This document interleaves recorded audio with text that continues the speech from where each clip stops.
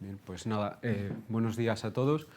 En primer lugar, pues hay que agradecer a las entidades organizadoras, que es verdad que este año son menos, pero por ello son más importantes, porque sobre ellas recae la responsabilidad de que la ya consolidada tradición de estos cursos se mantenga en un futuro próximo. Lo contrario yo creo que sería fatal para todos nosotros. Gracias a Gustavo por invitarme por tercer año consecutivo, pensando quizás erróneamente que tengo algo interesante que decir al respecto del tema que nos convoca en esta ocasión. Y como siempre, pues gracias a todos ustedes por su presencia, por su amabilidad y por su atención. Esta lección puede entenderse, así es como la entiendo y la voy a desarrollar yo, como un capítulo aparte, un capítulo añadido a la lección que impartí en el curso del año pasado, donde, si ustedes recuerdan, hice una reexposición en 10 tesis de la filosofía, de la historia de la filosofía de Gustavo Bueno, y donde reivindiqué la centralidad que la historia filosófica de la filosofía, de la que se habló en la tarde de ayer, ocupa en el sistema del materialismo filosófico. El problema que vamos a abordar en esta lección es el problema del estatuto noseológico de la historia de la filosofía. Es decir, vamos a discutir, a deliberar, a reflexionar sobre si la historia de la filosofía es ciencia histórica particular, como lo es, por ejemplo, la historia de las artes o la historia de la economía, o si por el contrario es filosofía, historia filosófica de la filosofía. Enracimados a este problema del estatuto noseológico de la historia de la filosofía, hay otros problemas menores de los que también trataremos de dar cuenta. Por ejemplo, ¿qué diferencia hay de haberla entre una historia de la filosofía, vamos a llamarle una historia positiva de la filosofía, que sería la historia de la filosofía que hacen los historiadores, y una historia filosófica de la filosofía, la historia de la filosofía que hacen los filósofos? Otro problema bastante relacionado con este. ¿Qué diferencia hay de haberla, si es que la hay, entre los propósitos y los objetivos con los que los historiadores se interesan por la historia de la filosofía y los propósitos y los objetivos por los que se interesan los filósofos?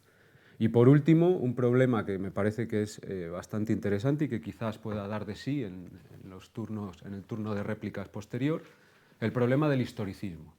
El problema de si el historicismo es, como el sociologismo, tal y como explicamos el año pasado y como se ha mencionado también ayer, es un enemigo o un peligro a evitar en el ejercicio de una historia filosófica de la filosofía.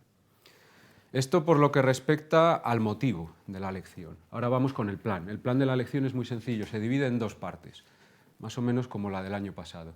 En la primera parte vamos a hacer lo que, por decirlo en pocas palabras, un estado de la cuestión. ¿Cómo se ha abordado filosóficamente el problema del estatuto noseológico de la historia de la filosofía en los dos últimos siglos? Una exposición de otras aproximaciones filosóficas a este problema, desde finales del siglo XVIII hasta más o menos 1950, para llegar a la metafísica presocrática. Y ya en la segunda parte es donde abordaremos este problema desde las coordenadas del materialismo filosófico. Así que vamos directamente con la primera parte.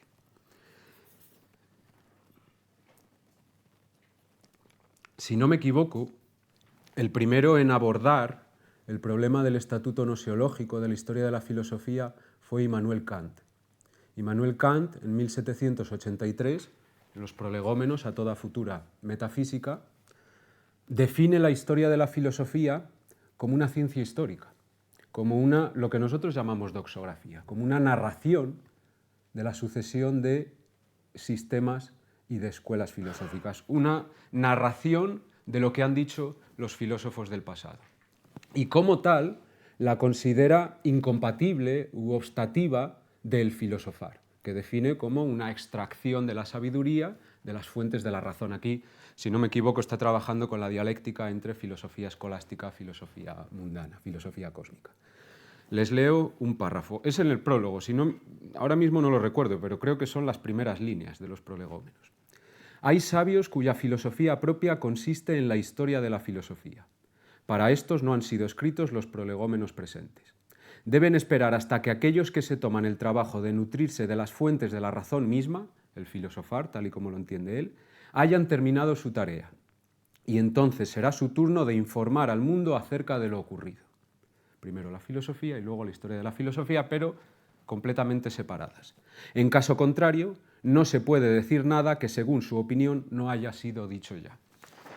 ¿Qué pasa? Que, tal y como yo lo interpreto, Kant se dio cuenta de que había tirado el niño con el agua sucia. Es decir, de que había perdido algo valioso al tratar de deshacerse de algo que consideraba irrelevante. Y por eso, insisto que esto es como yo lo interpreto, en 1791, en los progresos de la metafísica desde los tiempos de Leibniz y de Wolff, establece una clasificación de dos tipos o de dos modos de hacer la historia de la filosofía. Y esta clasificación toma como base una distinción que establece justo 10 años antes, en la Crítica de la razón pura, en la primera edición, cuando distingue entre conocimiento empírico, que es un conocimiento extraído de los datos de la experiencia, cognitio ex datis, y conocimiento racional, que es un conocimiento filosófico a priori, extraído directamente de la razón pura, un cognitio ex principis. Y en base a esta distinción clasifica, por un lado, una historia empírica de la filosofía, que es lo que había definido como narración de lo que habían dicho los filósofos del pasado en 1783, que es lo que considera incompatible con el filosofar, y por otro lado una historia filosófica de la filosofía, que identifica con una historia a priori de la razón humana. Les leo un párrafo, es un poco más largo, pero creo que es importante tenerlo en cuenta. Dice: todo conocimiento histórico es empírico, y por tanto conocimiento de las cosas tal como son, no de que tengan que ser necesariamente así. El conocimiento racional las representa según su necesidad. Una representación histórica de la filosofía, una historia positiva o empírica de la filosofía, narra pues cómo y en qué orden se ha filosofado hasta ahora. Es una descripción de lo que ha sucedido en el pasado de la filosofía. Pero el filosofar es un desarrollo paulatino de la razón humana, y ésta no puede haber progresado por la senda empírica ni haber siquiera comenzado a ir por ella, y menos por meros conceptos. Tiene que haberse dado un estado de necesidad de la razón que la haya obligado a elevarse de sus juicios sobre las cosas a los fundamentos, y de ahí a los primeros principios. Y termina. Una historia filosófica de la filosofía no es posible a su vez de manera histórica o empírica, sino racional, es decir, a priori. Pues, aunque establezca hechos de la razón, no los toma prestados de la narración histórica, sino que los extrae de la naturaleza humana a título de arqueología filosófica. Esto del carácter a priorístico que le atribuye a la historia filosófica de la filosofía, al final de la lección lo volveremos a traer a colación porque tenemos que cargar directamente contra ello, claro. Dejamos a Kant. El siguiente hito que quiero destacar es Hegel, de quien en realidad ya hablamos el año pasado. Hegel, en las lecciones sobre historia de la filosofía, parece incurrir en una contradicción. Ya veremos que en realidad es una contradicción aparente, que no hay tal contradicción. Por un lado, Hegel defiende la importancia que la historia de la filosofía tiene para la filosofía y para su propio sistema. La considera pues, de una manera semejante a Kant como historia de la idea, historia de la verdad, como un método para la determinación de la verdad filosófica. Pero por otro lado, rechaza y se muestra muy crítico con las historias de la filosofía realmente existentes hasta el momento, hasta finales del siglo XVIII, comienzos del XIX. Puede parecer una contradicción, pero en realidad no lo es. Hegel está trabajando con una dialéctica semejante a la kantiana. Hegel en sus lecciones cita a Thomas Stanley, de quien ya hablamos, que es quien acuña el rótulo History of Philosophy, cita a Jacob Brucker, cuya historia de la filosofía conoce al dedillo y utiliza muy a menudo en sus lecciones. De hecho, hay pasajes de las lecciones, bueno, ya saben que las lecciones de Hegel son una mixtura de sus manuscritos para las clases en la universidad y de los apuntes tomados por sus alumnos. Pero en las lecciones, tal y como se compilaron, hay pasajes bastante amplios que están prácticamente copiados de Brucker. O sea que los conoce y los tiene en cuenta. Cita también a Dietrich Tiedemann y cita a Wilhelm Tennemann, que era un contemporáneo suyo. Y hace una comparación muy interesante. Los compara con animales que escuchan las notas, pero no captan la melodía. Y hace un comentario a Tennemann que me parece que es bastante significativo y que podemos hacer extensible al resto de historiadores. Por un lado, a Tennemann le elogia su capacidad para compilar referencias bibliográficas. y sobre todo su capacidad para contextualizar históricamente el pensamiento de los filósofos, concretamente de Aristóteles. Le parece que Aristóteles la ha contextualizado muy agudamente. Pero por otro lado, le critica su incapacidad para penetrar en la estructura lógica de los sistemas filosóficos. Es decir, lo que está diciendo Hegel de Tennemann, y esto se puede hacer extensible al resto, es que Tennemann es un buen historiador, pero es un pésimo filósofo. Las historias de la filosofía que han creado, que han construido, que han escrito estos... Y excuso decir que Tennemann es filósofo, tiene formación filosófica, pero le considera más historiador que filósofo. Las historias de la filosofía que han escrito estos doxógrafos, porque en realidad es como de lo que les está acusando, son necesarias, hay que tenerlas en cuenta, y en esto Hegel se desmarca de lo que había sostenido Kant, que establece una separación, pero son insuficientes. Hace falta una historia filosófica de la filosofía. Dejamos a Hegel, vamos con el siguiente hito, que es Ceferino González. En 1886, Ceferino González escribe su, para nosotros, famosa Historia de la Filosofía, donde dice que la historia de la filosofía es filosofía, es una disciplina filosófica, es una historia filosófica de la filosofía, irreductible a la filología y a la historia. Ciencias estas, sin embargo, que la historia filosófica de la filosofía toma como auxiliares suyos. Es decir, que Ceferino González está más cerca de Hegel que de Kant, que había tirado a la basura una historia empírica de la filosofía o la historia en general. Les leo un párrafo de la historia de la filosofía de Ceferino González. De aquí la utilidad, o digamos mejor, la necesidad relativa de acudir a la historia, la crítica o la filología para proceder con acierto a discutir, afirmar y discernir, bien sea la autenticidad de las obras atribuidas a determinados filósofos, bien sea la autenticidad y el valor real de las noticias de segunda mano y de los datos suministrados por otros autores. Pueden y deben, por lo tanto, considerarse como auxiliares de la historia de la filosofía, la crítica, la filología, la historia de los pueblos y de su civilización. Pero también, aunque en grado inferior y de una manera menos directa, la gramática, la historia de las artes y las ciencias, la mitología, la religión y la cronología. Hasta ahora estamos haciendo una especie de recorrido corpuscular por todo el siglo, digamos, finales del XVIII a finales del XIX. Y hemos visto a tres filósofos que resuelven el problema del estatuto nosiológico de la historia de la filosofía, sosteniendo que la historia de la filosofía es filosofía y no ciencia histórica, o al menos sí que, por lo menos Kant y Hegel sí que trabajan con una dialéctica entre ambos modos de historiografiar la filosofía. Ahora vamos a ver otros dos filósofos a juicio de los cuales la historia de la filosofía es ciencia histórica y no filosofía. Uno de ellos es el neokantiano Wilhelm Windelband, quien considera que efectivamente la historia de la filosofía es ciencia histórica y que como ciencia histórica es ideográfica. La dialéctica entre ideográfico y nomotético. Es decir, el objeto de estudio de la historia de la filosofía, que a su juicio son los problemas y los conceptos filosóficos, tienen una naturaleza singular, única e irrepetible. Lo que tiene mucho interés porque está pensando contra la concepción perenne de los problemas filosóficos, que es sostenida por muchos filósofos. Y yo creo que aquí Windelband está incurriendo en un historicismo con el que también cargaremos un poco más adelante. Y el otro filósofo que considera que la historia de la filosofía es una ciencia histórica es Tomás García Luna, no Tomás García López. Tomás García Luna escribe en 1847 un manual de historia de la filosofía, donde habla efectivamente de la historia de la filosofía como una ciencia histórica, hecha por historiadores, no propiamente por filósofos. Y dice, no lo niega, que la historia de la filosofía es importante para la filosofía. Reitera esta tesis muy frecuente desde el siglo XVII, de acuerdo con la cual la historia de la filosofía es el preámbulo de la filosofía, y que quien no sepa historia de la filosofía no puede saber filosofía. Pero dice que la importancia que la historia de la filosofía tiene para la filosofía es semejante a la importancia que la historia en general tiene para el hombre en general. Dice, la historia de la filosofía le ofrece al filósofo un catálogo de los aciertos y de los errores en los que han incurrido los filósofos de la tradición en el camino hacia la verdad.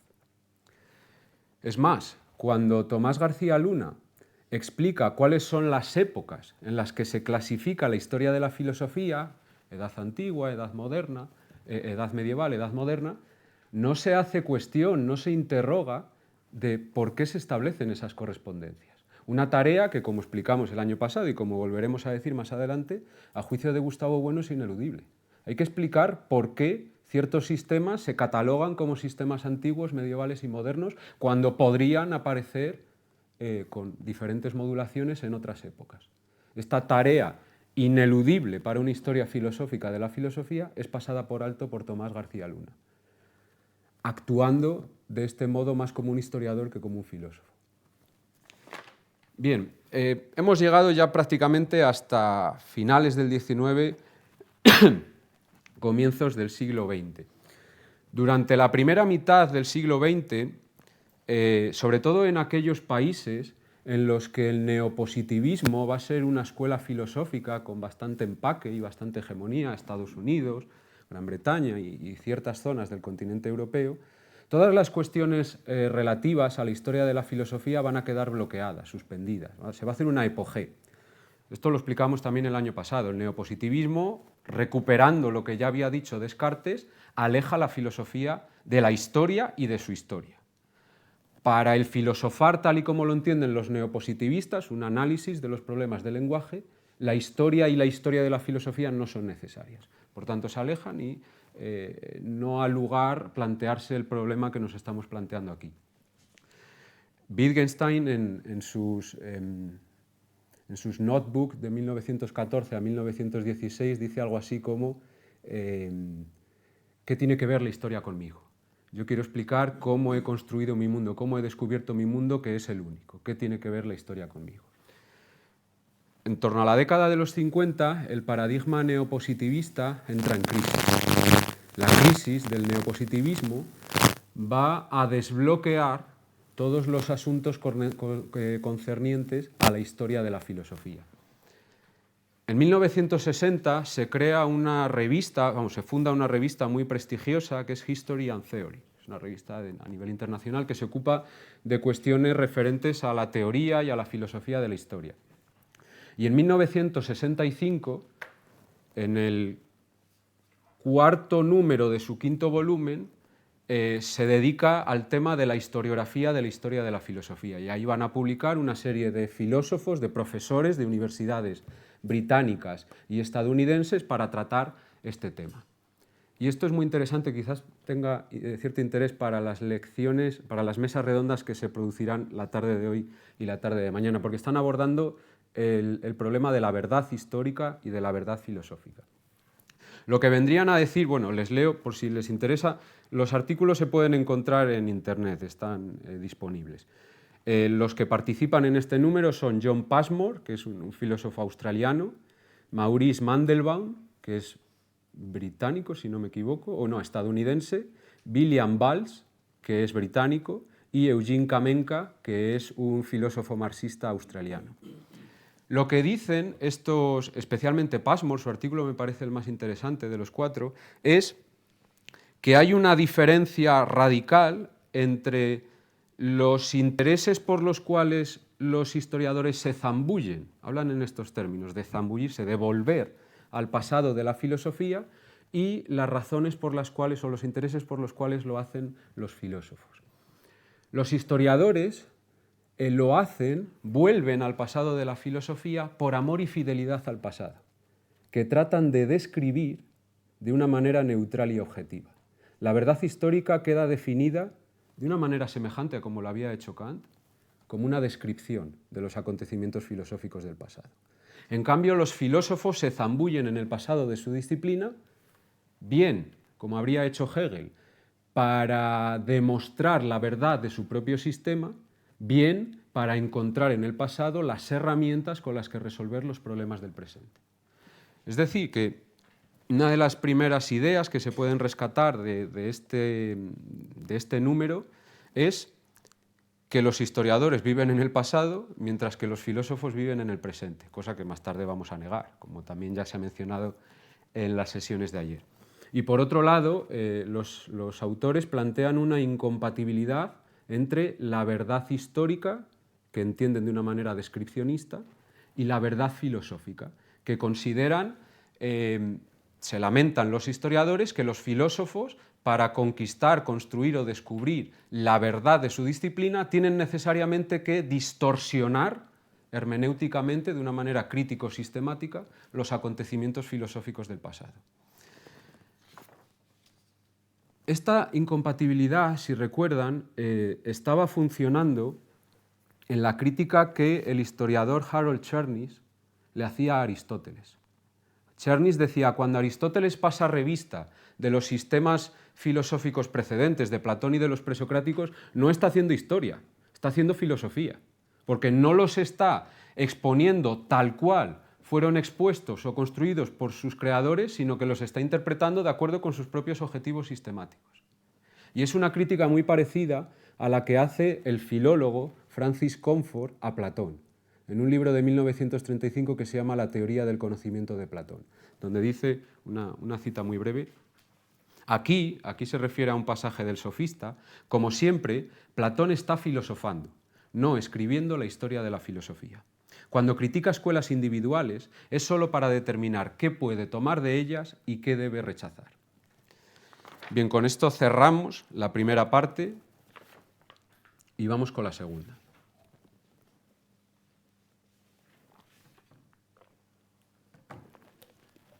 En realidad, la conclusión a la que vamos a llegar en esta segunda parte, la respuesta, la solución que da Bueno al problema del estatuto nosiológico de la historia de la filosofía no reviste de novedad alguna, ya lo sabemos. Lo he anunciado en la introducción, lo explicamos o creo haberlo demostrado el año pasado y se ha mencionado ayer en numerosas ocasiones. Para Bueno, la historia de la filosofía es filosofía, es una historia filosófica de la filosofía, sin perjuicio de otras historias no filosóficas de la filosofía, como la historia filológica, con la que mantiene una relación dialéctica de necesidad e irreductibilidad. Por eso, porque no tiene ninguna novedad, yo no voy a exponer aquí nada novedoso, no voy a descubrir América, ni mucho menos, para darle un poco de atractivo o de interés a esta segunda parte de la exposición, que seguro que es a la que a ustedes les interesa más, se me ha ocurrido dotarla de una estructura dialéctica.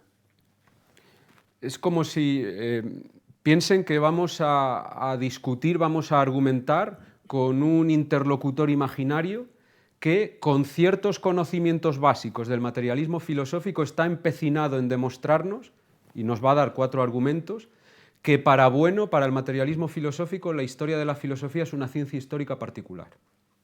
Nosotros lo que vamos a hacer es, voy a enunciar los argumentos que yo he encontrado 4, probablemente se puedan aducir algunos más, los voy a enunciar silogísticamente, porque creo que de esta manera quedan mucho más claros, y lo que vamos a hacer a continuación es someterlos a un análisis crítico. Vamos a buscarles las vueltas para llevarlos a sus últimas consecuencias. Y lo que nos vamos a encontrar es que estos argumentos, que sirven para aducir que el materialismo filosófico defiende que la historia de la filosofía es una ciencia histórica particular, plantean ciertas dificultades, ciertos problemas, ciertas limitaciones. Y la constatación de dichos problemas, dificultades y limitaciones nos obligan a cancelar esa tesis y a proponer la antítesis, a saber que la historia de la filosofía, es historia filosófica de la filosofía. Y la lección terminará con la exposición de 3 argumentos para justificar esta antítesis, que no basta solo con enunciarla dogmáticamente, sino que también hay que explicarla. No sé si se ha entendido lo que vamos a hacer.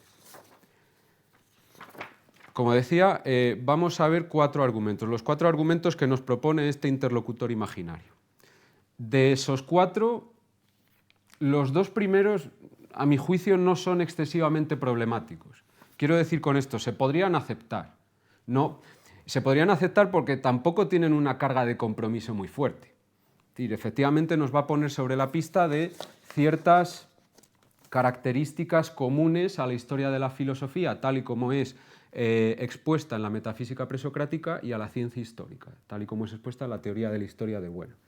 Los 2 últimos son los verdaderamente problemáticos, son los que presentan más incompatibilidades o los que tienen mayores limitaciones, y son los más importantes porque tocan ciertos conceptos básicos de la teoría de la historia de Gustavo Bueno, las reliquias y los relatos. Bien, vamos con el primero.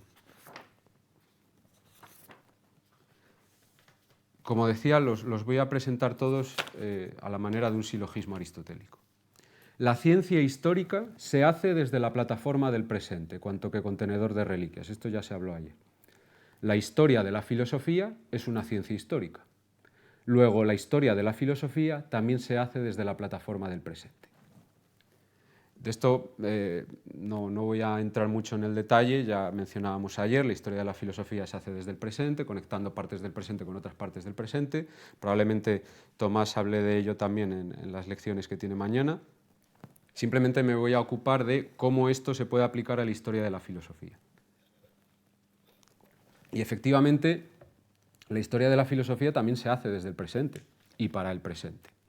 Recuerdo, creo que esto ya lo mencioné el año pasado, que tanto en la metafísica presocrática como sobre todo en aquel teatro crítico del año 2008, me parece, a colación de la reedición en formato digital de la metafísica presocrática, Bueno decía que el interés por los sistemas metafísicos presocráticos no es un interés de erudición histórica, no es un interés por los fósiles conservados en el ámbar de ciertos fragmentos, sino que es un interés de crítica del presente, porque las ideas de los presocráticos siguen funcionando en la filosofía espontánea de muchos científicos de nuestro presente en marcha. Por tanto, pues efectivamente encontramos una característica compartida, que es el presente, el actualismo. Es más, una historia de la filosofía que se desentiende del presente y naufraga en el pasado es lo que llamamos la doxografía, que es una degradación universitaria de la filosofía y de su historia. Una calamidad, como decía Richard Rorty, como 20 años después de Bueno, o 16 años después de Bueno.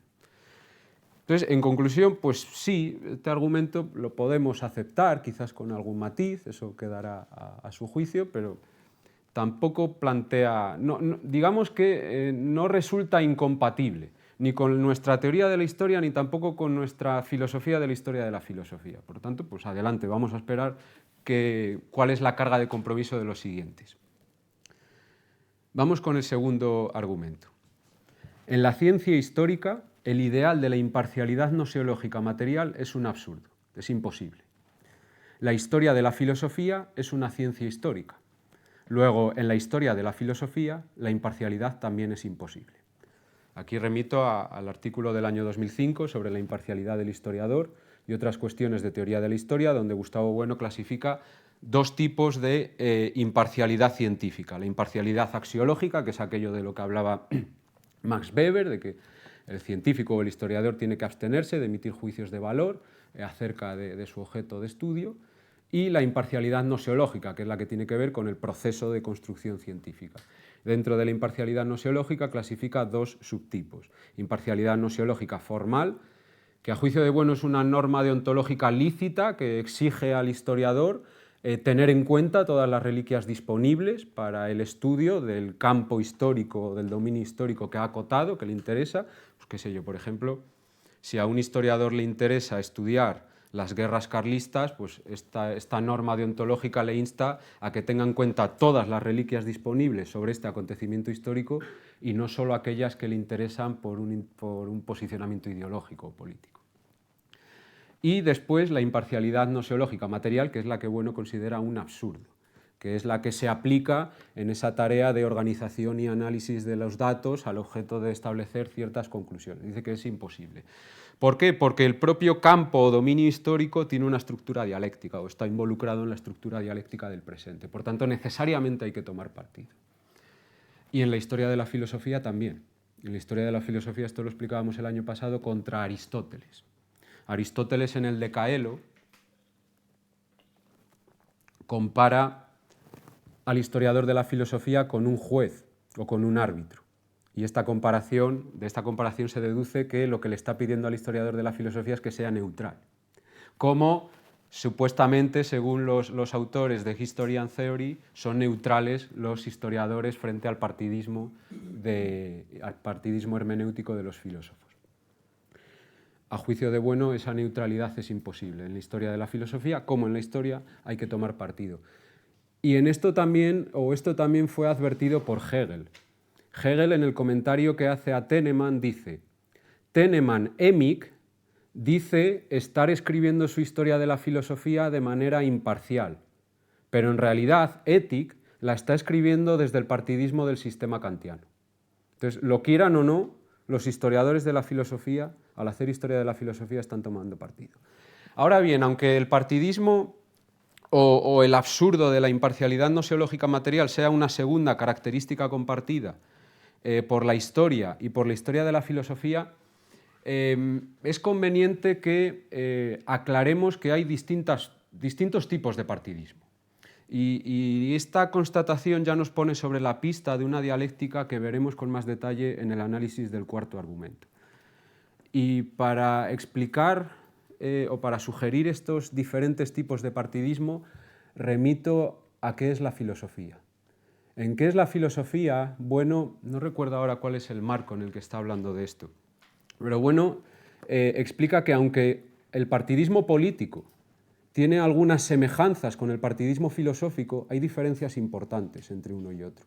Porque, por intentar resumirlo, tengo la cita ahí, pero no leo muy bien desde el móvil y para evitar hacer el ridículo, voy a abstenerme de leerlo.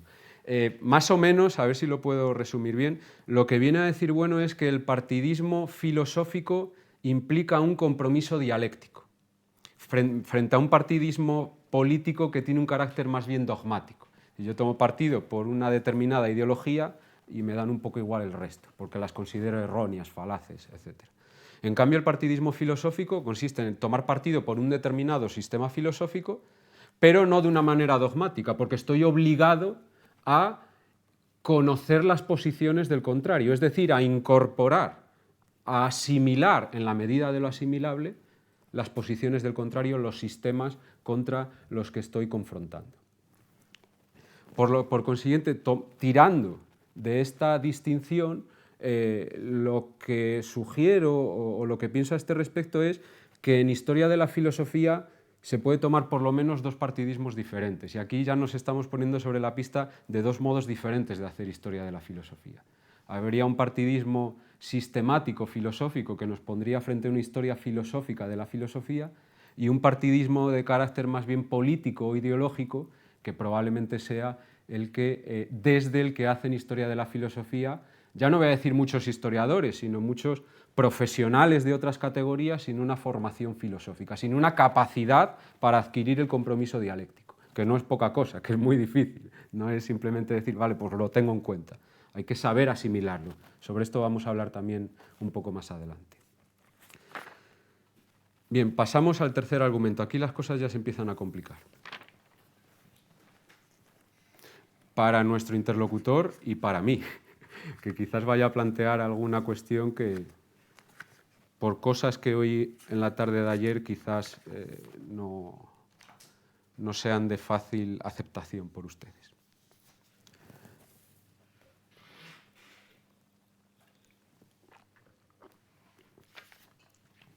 Bien, tercer argumento. La ciencia histórica se construye sobre reliquias. La historia de la filosofía es una ciencia histórica. Luego, la historia de la filosofía también se construye sobre reliquias. No voy a entrar mucho en el detalle de reliquias y relatos, porque, insisto, probablemente Tomás hable sobre ello mañana. Es una lástima que se haya tenido que cambiar el orden, porque seguramente las lecciones de Tomás a mí me servirían para rectificar muchas de las cuestiones que voy a defender, pero en fin, pues esto sin demérito de las lecciones de Vicente, claro.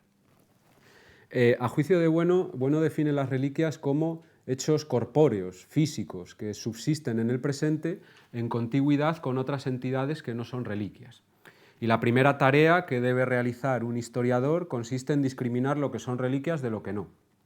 Y para ello utiliza el criterio de la operatoriedad humana. Es decir, las reliquias se caracterizan y distinguen de lo que no son reliquias porque son producto de la mano del hombre, con arreglo a ciertos planes de acción que el historiador tratará de reproducir con metodologías betaoperatorias, bla, bla, bla.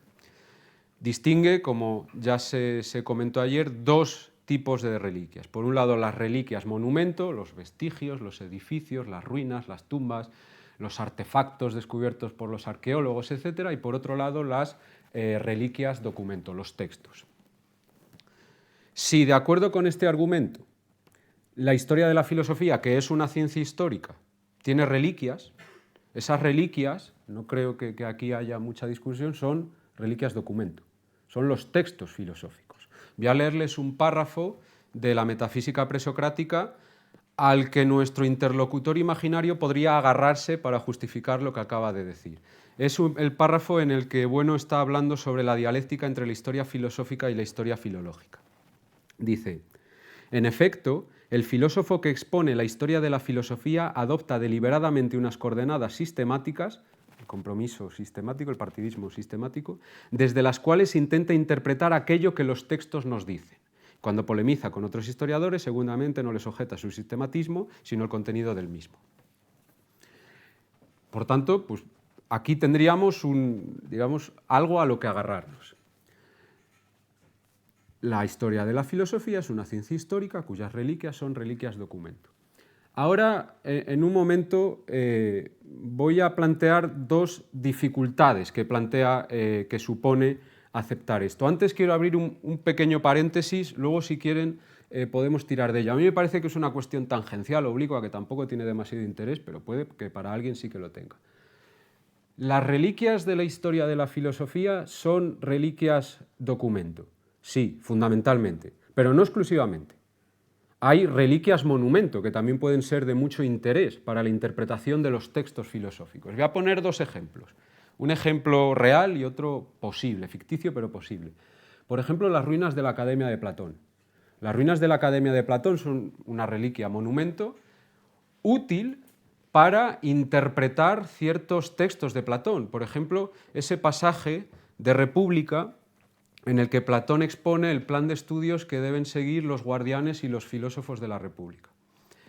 Y ahora un ejemplo ficticio pero posible. Imaginen que se realizan nuevas excavaciones en el sitio arqueológico de las ruinas de la Academia, a un nivel de profundidad más superior al que se ha excavado hasta ahora, y se encuentra un bloque de piedra perfectamente tallado que se interpreta como parte de la fachada central de la Academia. Y en este bloque se reconocen ciertos trazos grabados. Trazos que se interpretan como parte de un mensaje en griego clásico que dice que no entre quien no sepa la geometría. Esta reliquia monumento, claro, aquí yo no estoy seguro de si el hecho de que tenga grabados lo convierte en una reliquia documento. Esto se lo dejo a ustedes que saben mucho más que yo de este tema. Yo la considero como una reliquia monumento. Una reliquia monumento que, en primer lugar, verificaría lo que hasta ahora no es más que una leyenda. Porque aunque nos sirva a los efectos de nuestra interpretación de Platón, es una leyenda. Lo de que había un mensaje que ponía que no entre quien no sepa la geometría es una leyenda que nos ha llegado por ciertos textos cuya veracidad y cuya autoría pues los historiadores, los filólogos tendrían que discutir.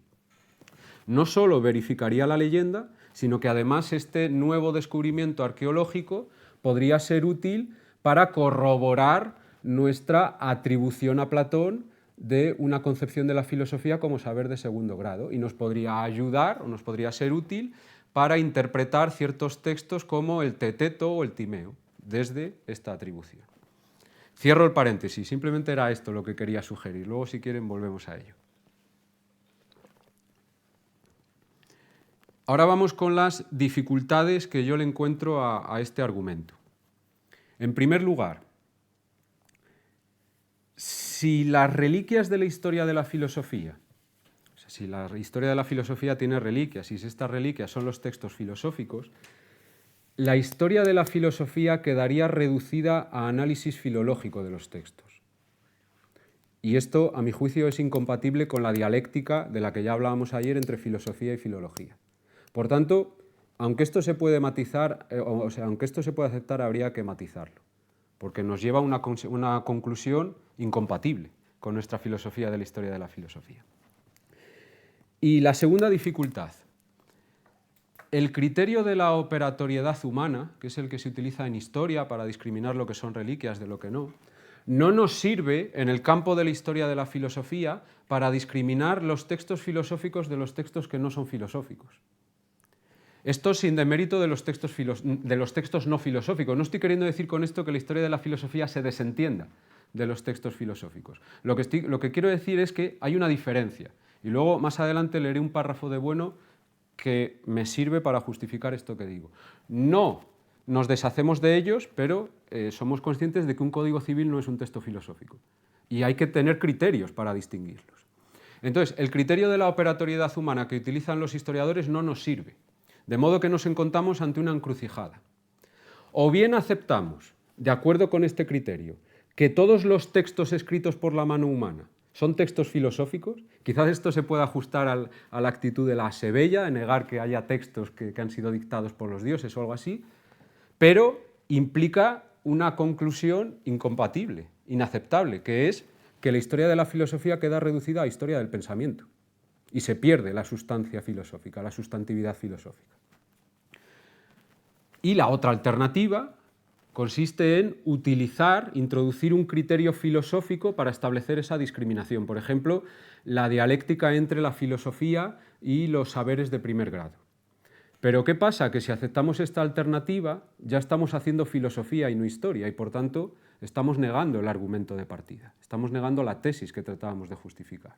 Entonces nos encontramos ante una encrucijada. Y, bueno, si quieren hacerlo, desde luego pueden, pero no se trata de por dónde tenemos que tirar o cómo se puede resolver esta encrucijada. Simplemente yo planteo estas dos dificultades no con el objeto de resolverlas, sino con el objeto de que pensemos cuál es su razón de ser. ¿Por qué cuando aceptamos o cuando defendemos que la historia de la filosofía tiene reliquias, nos encontramos con estas dificultades? Y a mi juicio el problema es que hemos pasado por alto una de las ideas más importantes de la metafísica presocrática. Y es que, a juicio de Bueno, los términos del campo nosiológico de la historia de la filosofía son las ideas, no los textos.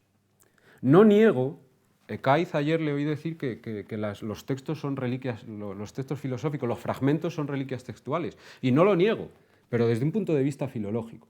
Desde un punto de vista filosófico, las ideas desbordan los textos. Y en los términos del campo nosiológico, por cierto, que Bueno, como ya expliqué el año pasado, identifica con el área de difusión helénica, los términos del campo nosiológico de la historia de la filosofía no son los textos, sino las ideas expresadas en ellos, cuanto que susceptibles de sistematización. No sé si estoy parafraseando, distorsionando demasiado el mensaje original, pero en algún momento llega a decir, tomamos como término de la historia de la filosofía a la idea de sistema.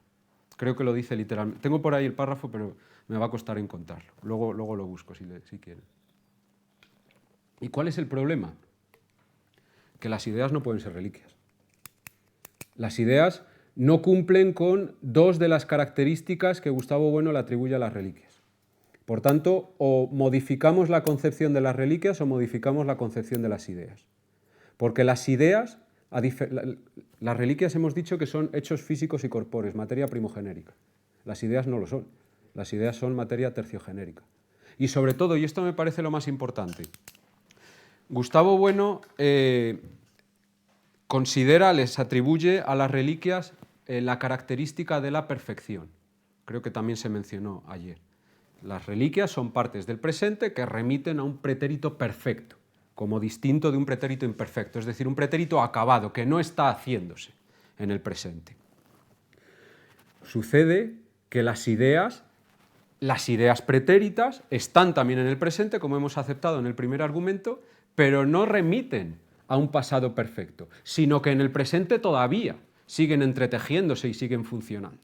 Es más, resulta, en la historia de la filosofía se da la curiosa paradoja, cuando tratamos de interpretarla como ciencia histórica, de que las ideas de un pretérito perfecto, las ideas que no funcionan en nuestro presente, que no tienen actualismo, carecen de interés para la historia de la filosofía. Se da esa curiosa paradoja que yo creo que es motivo suficiente para desechar la tesis, aunque bueno, tenemos que exponer algunos más. Vamos con el último argumento.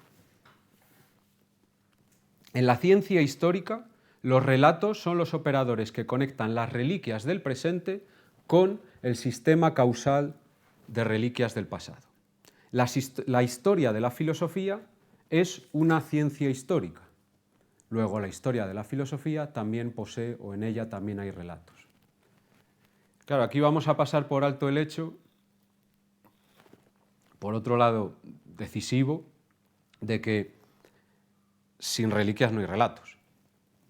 Y si en el argumento anterior hemos negado que hay reliquias, no podemos aceptar que en este haya relatos. Pero bueno, para salvar un poco los muebles y concederle beligerancia a nuestro interlocutor, en vez de relatos vamos a hablar de paradigmas hermenéuticos, en la medida en que en Historia de la Filosofía hay una metodología hermenéutica compartida.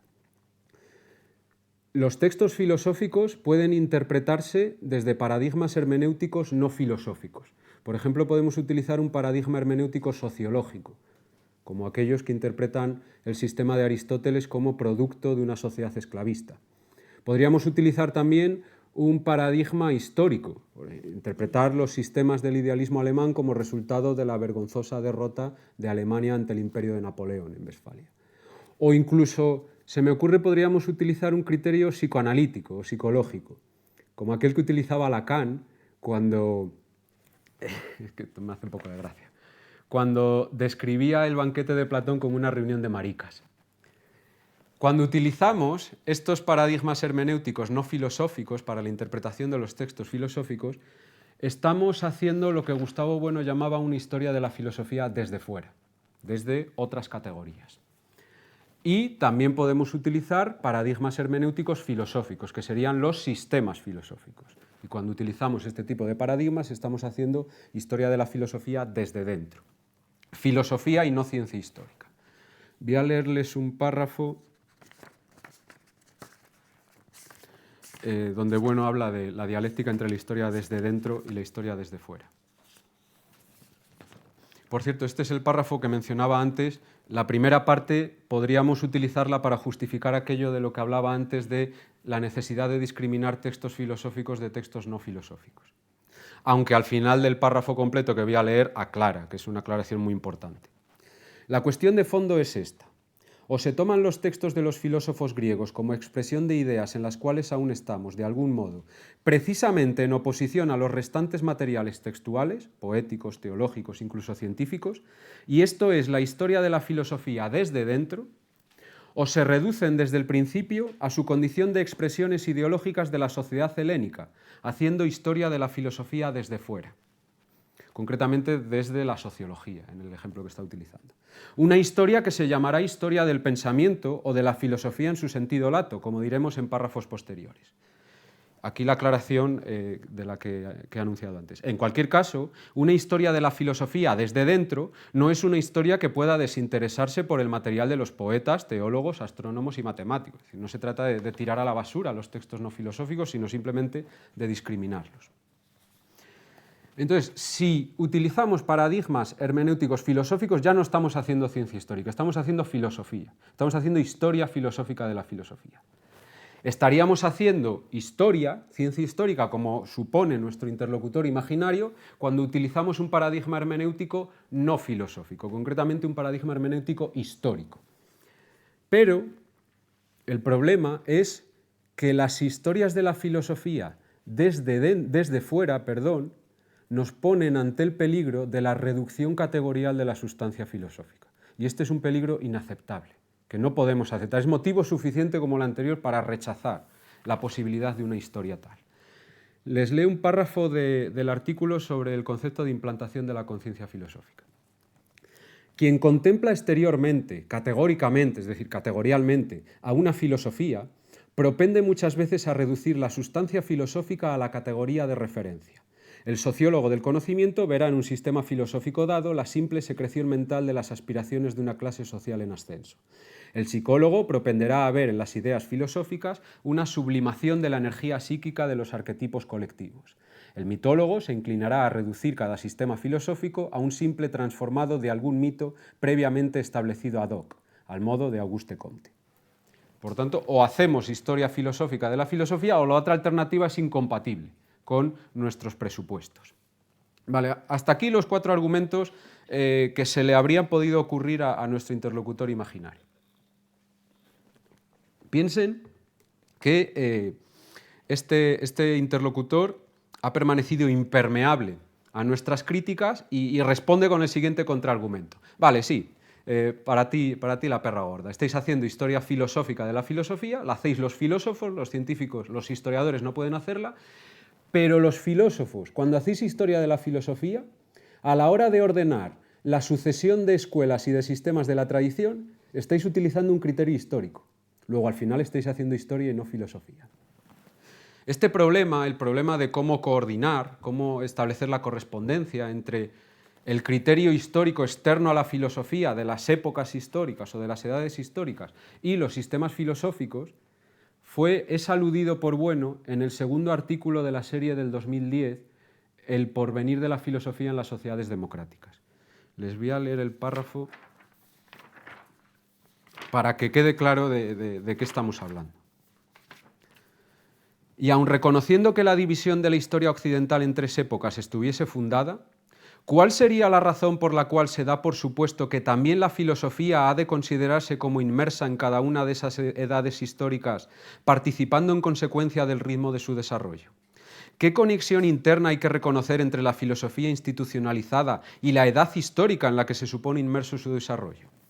¿Acaso la división de la historia en edades, y con tal división la división de la historia de la filosofía en esas mismas edades, no es una división tan extrínseca y artificiosa como pueda serlo la división de la superficie terrestre en meridianos y paralelos? Esto es importante por cómo vamos a concluir la crítica a este contraargumento. Aunque alude a este problema en el año 2010, bueno, se entiende el contexto en el que lo está haciendo, por supuesto, pero creo que no lo hace sin cierta ironía. ¿Por qué? Porque en realidad este problema ya fue abordado y resuelto en 1974, cuando plantea como criterio para el establecimiento de correspondencias entre sistemas filosóficos y épocas históricas la teoría de la historia de la filosofía, que si recuerdan el año pasado puse como núcleo de la filosofía de la historia de la filosofía de Gustavo Bueno y a lo que aludió Ekaiz ayer, y por tanto tampoco voy a extenderme demasiado en esto. El criterio que utiliza Bueno son las tres ideas de la ontología del materialismo filosófico, E, M, M sub I. Y esto es importante aclararlo. Se utiliza este criterio no porque el materialismo filosófico, a la manera como sí podría haberlo hecho Hegel con su sistema, se entienda como el lecho de Procusto en el que clavar los sistemas de la tradición, sino porque las ideas de esta ontología son partes constitutivas de la realidad de nuestro presente en marcha y de la realidad de los pretéritos en los que se desarrollaron los distintos sistemas. Bueno, pues ya saben la tabla cómo se conforma. Establecemos relaciones de inclusión entre estas tres ideas, obtenemos tres ordenaciones básicas, los ordo-essendi, los ámbitos de la filosofía antigua, medieval y moderna, que en el ordo cognoscendi pueden ser recorridos en sentido progresivo y regresivo. Cruzando los dos criterios obtenemos la tabla de los 6 sistemas genéricos, que en el año 2004 amplía a 18, en el artículo sobre la confrontación de las 12 tesis, bla, bla, bla. Entonces, fíjense lo curioso que es esto. Tiene relación con la última pregunta que irónicamente ha planteado Bueno. El interlocutor nos ha dicho, cuando estáis haciendo historia filosófica de la filosofía o filosofía, en realidad se os está colando un criterio histórico. No, es al revés. Cuando hacéis historia se os cuela un criterio filosófico, el criterio de las tres edades. Esto me parece que es demoledor para el interlocutor. En conclusión, la conclusión anunciada, para Gustavo Bueno, para el materialismo filosófico, la historia de la filosofía es filosofía. Es una historia filosófica de la filosofía o una historia desde dentro, sin perjuicio de la posibilidad de otras historias de la filosofía desde fuera, como la historia filológica de la filosofía, con las que la historia filosófica mantiene una relación dialéctica. Necesita de ellas, pero no puede reducirse a ellas, tiene que desbordarlas necesariamente. A la hora de hacer una historia filosófica de la filosofía, es muy importante que el filósofo mantenga la dialéctica constante entre el presente y el pasado. Esto yo creo que lo mencioné en el curso del año pasado, en algún momento. Una nota al pie del papel de la filosofía en el conjunto del saber, creo que es la número 49, en la que Bueno viene a decir algo así como que la conciencia filosófica bizquea. Por un lado mira al presente, los problemas del presente, los problemas de las ciencias del presente, y por el otro lado mira al pasado, a las ideas pretéritas que utilizará para el análisis de estas ideas. Voy a leerles un par de citas donde Bueno está aludiendo a casi diríamos, a esta norma deontológica, de no perder de vista la dialéctica. Y ahora explico qué pasa cuando la perdemos de vista. Una cita de la conferencia El papel de la filosofía en el saber actual, del 74, justo en el mismo año en el que se publica la Metafísica presocrática. No se trata, pues, de negar la perspectiva histórica. Se trata de constatar su oposición dialéctica a la perspectiva sistemática del presente, del saber actual. La oposición entre historia y sistema, o bien otras oposiciones parecidas, como entre génesis y estructura, no puede ser disimulada como proyecto armonizador, la historia como sistema de Ortega. Es una oposición dialéctica, y en su contenido práctico está envuelta precisamente por la oposición entre el ordo facti, historia, y el ordo iuris, sistema. No se trata de eliminar la historia, como querían hacer Descartes o el neopositivismo, puesto que la filosofía en su sentido estricto parte de ella, sino de rebasarla, de hacerla presente. Y ahora un párrafo del prólogo, creo que es 1990, al libro de Pedro de Silva, La miseria de la novedad, 1993. Cuando comprobemos que las ideas que consideramos nuevas, actuales, en ascenso en el horizonte auroral de nuestro presente y en conflicto con otras ideas que parecen declinar en un horizonte crepuscular, tienen su réplica en ideas pretéritas, también en conflicto con otras ideas pretéritas, entonces es cuando el saber académico e histórico puede constituir la disciplina crítica de nuestro saber filosófico. Pero precisamente en la medida en que este saber filosófico contenga ya realizada la reducción crítica de su mismo pasado. Ahí está la dialéctica con el presente. ¿Por qué insisto en esto? Parece que no tiene mucho sentido con lo que venimos diciendo hasta ahora. Aquí es donde viene el problema del historicismo. Porque cuando perdemos de vista la dialéctica con el presente, cuando naufragamos en el pasado, hacemos lo que Gustavo Bueno llamaba la doxografía. Y estamos incurriendo en el historicismo. El historicismo, a mi juicio, y ahora voy a leer un párrafo al que yo me agarro para defender esto, es un peligro a evitar en el ejercicio de una historia filosófica de la filosofía. Es una forma de reduccionismo, semejante al sociologismo. El párrafo que voy a leer a continuación es de la entrevista de 1970, cara a cara con Gustavo Bueno, en la revista Asturias Semanal, donde dice: evidentemente, se trata de apoyarse en un dato históricamente dado y tratar de regresar sobre él sin caer en el historicismo. Fíjense con qué compara el historicismo. Sin convertir la filosofía en pura filología o historia artesanal del oficio. Cuando habla de historia artesanal del oficio, he encontrado esta expresión en varias ocasiones, varias veces. Si no me equivoco, es doxografía lo que está diciendo. Creo, no lo sé. A partir de una institución dada es preciso regresar hasta el punto de hacer ver cómo los temas y la preocupación esencial de dicha institución están realmente comprometidos con todos los grandes problemas del presente. Otra vez la dialéctica pasado-presente. Esta es la gran dificultad del libro, el papel de la filosofía en el conjunto del saber. Responder los contenidos puramente históricos en términos de tesis con carácter eminentemente práctico y actual. ¿Cuál es el problema? El problema es que, como diría un aristotélico, el historicismo se dice de muchas maneras. La idea de historicismo es análoga y puede que haya ciertas concepciones del historicismo compatibles con nuestra teoría de la historia. Por tanto, tenemos que aclarar qué noción de historicismo es la que considero o consideramos incompatible con nuestra historia filosófica de la filosofía. Bien. Bueno, vamos bien. En el artículo del 2010, me parece que es, Historia natural de la expresión fundamentalismo democrático, Bueno explica que el sufijo ismo funciona como un clasificador. Es decir, cuando se articula con un término, lo convierte en una idea que expresa un determinado modo de ser o de hacer frente a otros.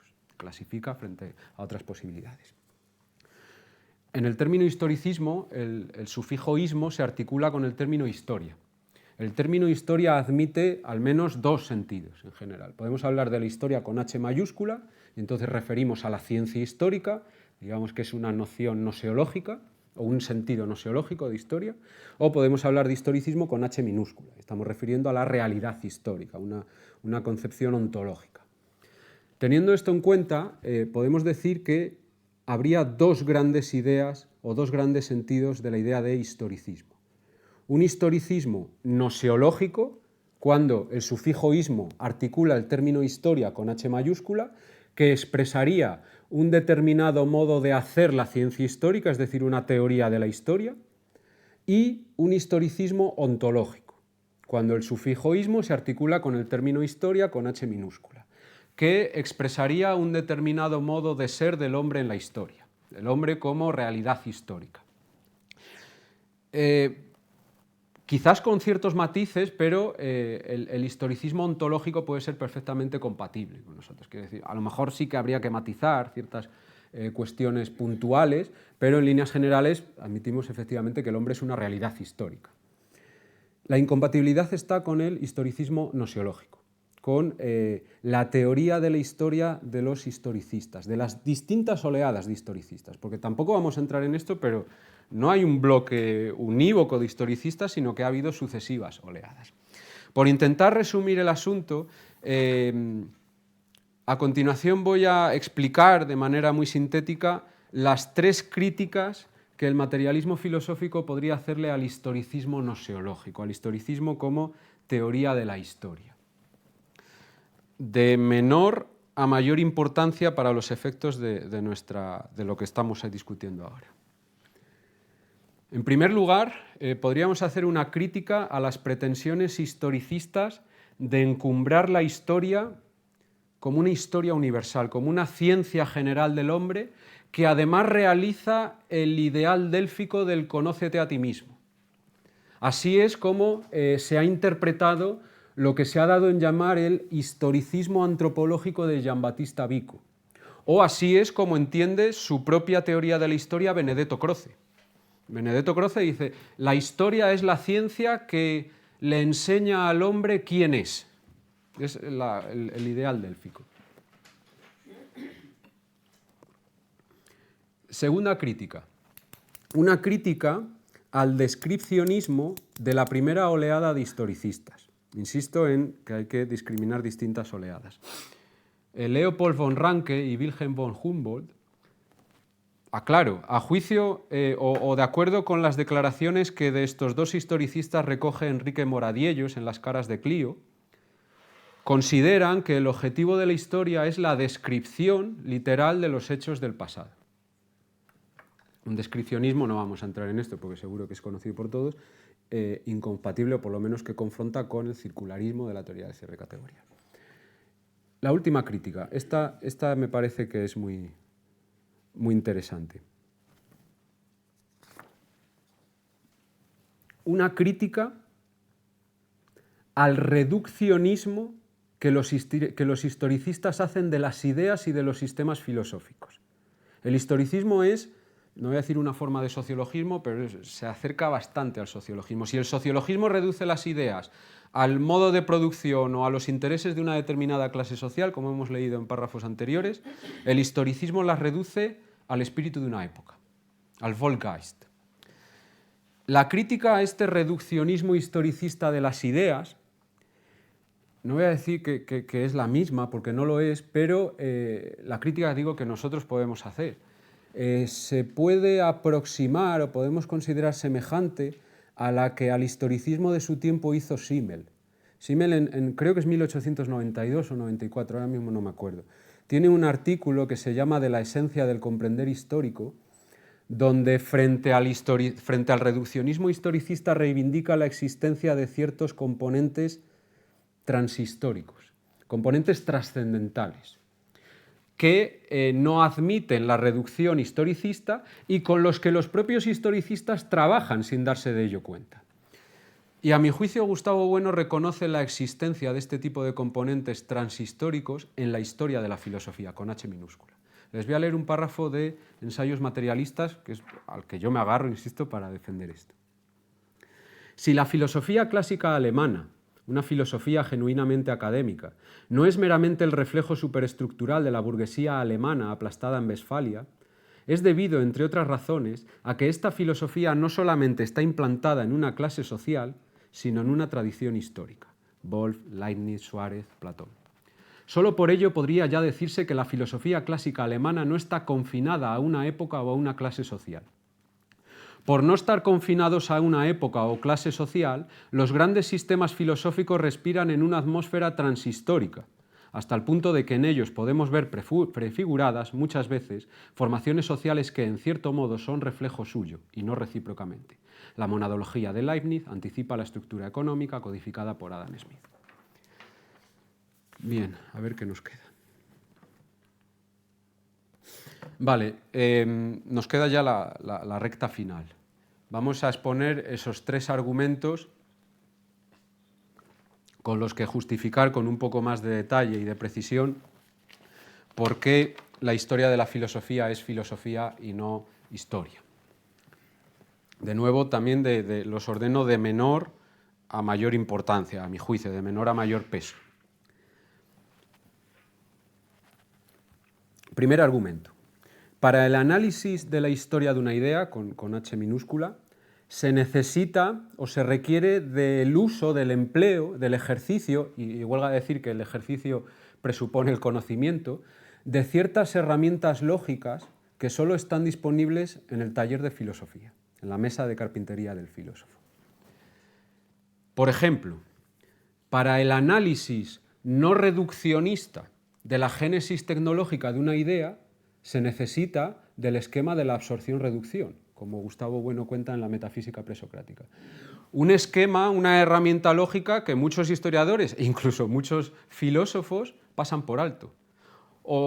Bueno, aquí ya son cuestiones puramente psicológicas. Quizás no pasen por alto, sino que no son capaces de entenderlo. Porque por eso digo que el empleo de estas herramientas requiere un conocimiento que solo grandes filósofos como Bueno pueden utilizar con la finura con la que él lo utilizó.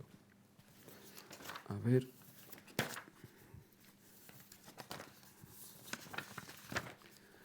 Dice la metafísica presocrática: evidentemente las ideas filosóficas no vienen de ningún cielo, sino de la tierra, del modo de producción, pero no por ello dejan de ser ideas. Y por ello, aun realizadas en determinaciones sociales, tecnológicas o políticas, no se reducen a tales determinaciones, sino que son estas realizaciones las que quedan absorbidas en las ideas. Esto ya lo explicamos el año pasado, así que tampoco voy a entrar a explicarlo con más detalle. Además, para dar cuenta del resultado de los entretejimientos sistemáticos entre ideas, para dar cuenta de cómo confrontan los sistemas, que es lo que tiene que hacer, lo que tenemos que hacer cuando hacemos una historia filosófica de la filosofía, hay que saber, por ejemplo, la diferencia entre una correspondencia y una coordinación. Esto fue algo que Tomás explicó en aquella lección, vamos a ver, sobre la confrontación del materialismo histórico con el materialismo filosófico. Muchos historiadores, al confrontar el sistema hegeliano y el sistema marxista, como ven que están utilizando ideas parecidas, pues son lo mismo, ¿no? Hay que ver cuál es el lugar que cada idea ocupa en cada sistema y cómo entreteje con las demás. Y para esto va a parecer gremialista, pero hace falta ser filósofo. Hace falta tener, no vamos a decir ser filósofo, tener una formación filosófica profunda, no formación básica. Un ejemplo. En los ensayos materialistas, Gustavo Bueno explica cuál es la diferencia entre un problema filosófico y un problema categorial, científico, un problema que no es filosófico. Y para explicar esta diferencia, o dicho de otro modo, para explicar cuál es la especificidad de los problemas filosóficos, utiliza una herramienta lógica, que es... A mí me ha costado muchas lecturas entender, y todavía no estoy seguro de haberlo entendido bien, que es la idea de la contrasimetría, de la rotación lógica. Dice, un problema filosófico se diferencia de un problema categorial o se caracteriza por su estructura lógica, a la que un historiador no puede acceder, como le había criticado Hegel a Tennemann. Un problema filosófico tiene una estructura holótica de todos y partes, cosa que no es diferente de... Hay problemas categoriales que también pueden tener una estructura holótica. Por ejemplo, el problema sociológico de la dialéctica entre el individuo y la sociedad. Pero además de holótica es contrasimétrica. Y la contrasimetría consiste... Bueno, el ejemplo que pone Bueno es el del problema filosófico, filosofemas, como les llama él, del puesto del hombre en el cosmos. Dice, el puesto del hombre en el cosmos se convierte en un problema filosófico no cuando cristalizan estas dos ideas en él involucradas, sino cuando entran en una relación dialéctica tal que la alternativa naturalista, de acuerdo con la cual el hombre es parte del cosmos, resulta incompatible con la alternativa idealista, de acuerdo con la cual el cosmos es parte del hombre. Esa es la contrasimetría. Y vuelvo a repetir, alguien sin una formación filosófica muy profunda y de muchos, muchos años de estudio no puede ver esto. Y por tanto no puede hacer una historia de la filosofía en sentido estricto, por decirlo así. Segundo argumento. La historia de una idea, esto es muy importante, con H minúscula, es parte de su estructura. Por consiguiente, la historia de una idea con H mayúscula es un componente fundamental en la crítica filosófica de dicha idea. Un ejemplo, y luego leo un par de párrafos. Sin la historia de la idea de cultura, no es posible la crítica al mito de la cultura. En el libro El mito de la cultura, la historia de la idea de cultura ocupa buena parte de su primera parte, valga la redundancia. Y sin ella es imposible reconocer que la modulación objetiva moderna es mitológica, porque tenemos que regresar a su contexto para ver cómo se ha producido ese mito. Y ahora leo los dos párrafos. El primero es de ensayos materialistas.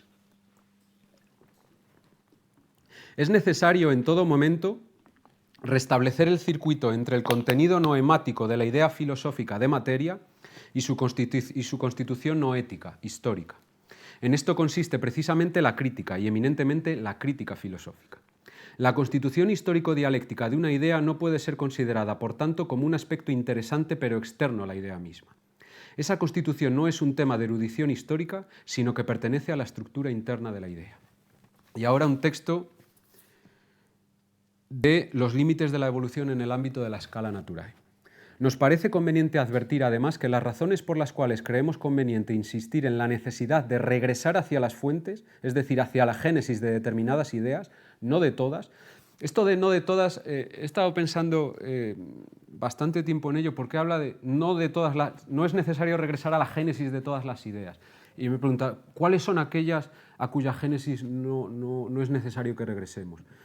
Y la razón o la explicación que se me ha ocurrido dar, a lo mejor ustedes tienen otra, es que aquellas ideas que no tienen una actualidad, que no están funcionando en el presente, que son reliquias del pasado, estas sí, bueno, teniendo en cuenta lo que hemos dicho antes, son aquellas que carecen de interés para la historia de la filosofía, por tanto aquellas a cuya génesis no es necesario regresar. Insisto que es la explicación que se me ha ocurrido dar a mí, no sé si es la correcta, probablemente no. Hacia la génesis de regresar hacia las fuentes, es decir, hacia la génesis de determinadas ideas, no de todas. No son tanto de orden meramente erudito o de ornato, sino que son claves en la determinación crítica de determinadas ideas. Y en estos casos la génesis no es solo asunto, por así decirlo, de su pretérito, sino también de su presente. Porque en estos casos las fuentes no solo hacen posibles las semillas, sino que siguen alimentando a la planta. Una metáfora me parece muy bonita.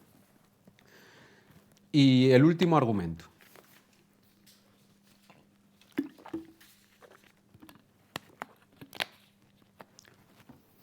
La historia filosófica de la filosofía, ya hemos dicho que no es una doxografía, que no es una simple descripción de los acontecimientos filosóficos del pasado o de lo que han dicho los filósofos del pasado.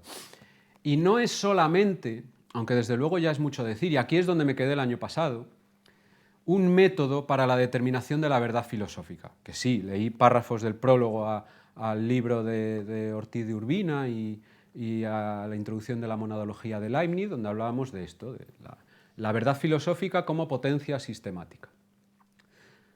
Además de esto, y por encima de esto, la historia filosófica de la filosofía es el trámite de autoconciencia de la conciencia filosófica. Y como tal, es la verdadera crítica de la razón pura. Y aquí es donde volvemos a Kant. Voy a leerles un párrafo del papel de la filosofía en el conjunto del saber, donde yo creo que está informándonos de esta virtualidad de la historia filosófica de la filosofía. De aquí, de la tesis según la cual las ideas pretéritas siguen teniendo actualidad, la interna exigencia en el taller de la filosofía académica de la historia de la filosofía. No es esta una historia artesanal, otra vez doxografía, consumida en la contemplación de sus glorias pasadas, como sugiere Sacristán, sino que es la ejecución del programa de la fenomenología del espíritu, como análisis regresivo, histórico, digamos, embriológico, de la propia conciencia filosófica actual.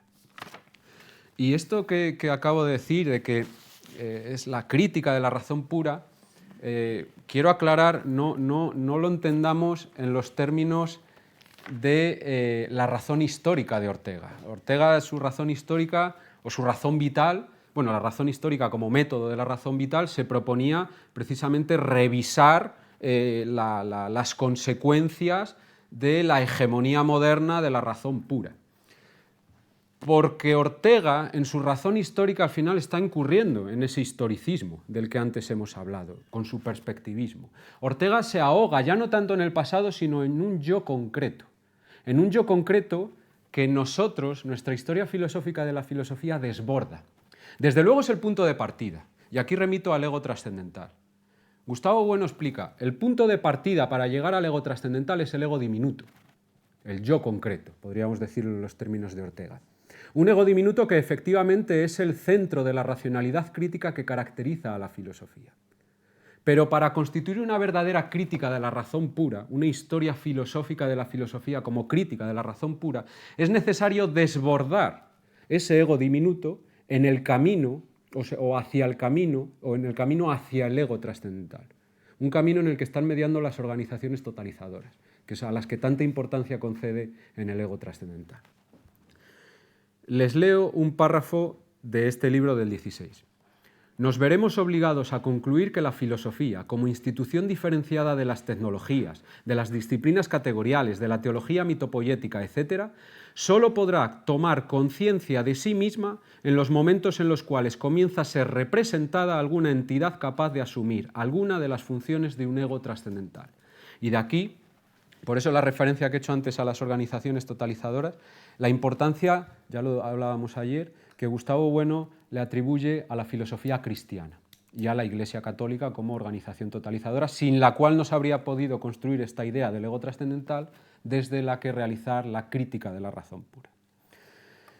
En fin, por resumir, en pocas palabras, la tesis central de la lección,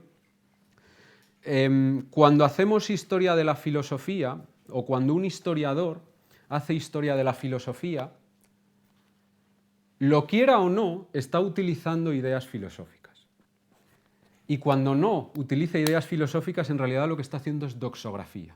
Entonces nos queda pues, como la siguiente paradoja.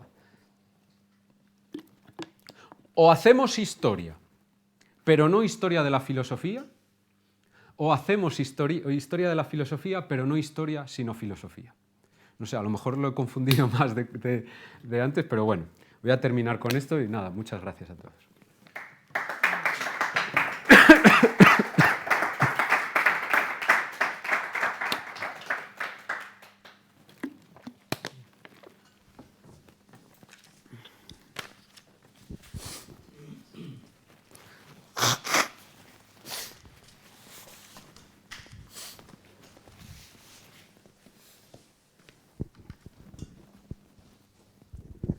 Pues nada, Eduardo, en primer lugar felicitarte y al hilo de las cuestiones que has comentado, pues plantearte dos comentarios, ¿no? A ver cómo los valoras.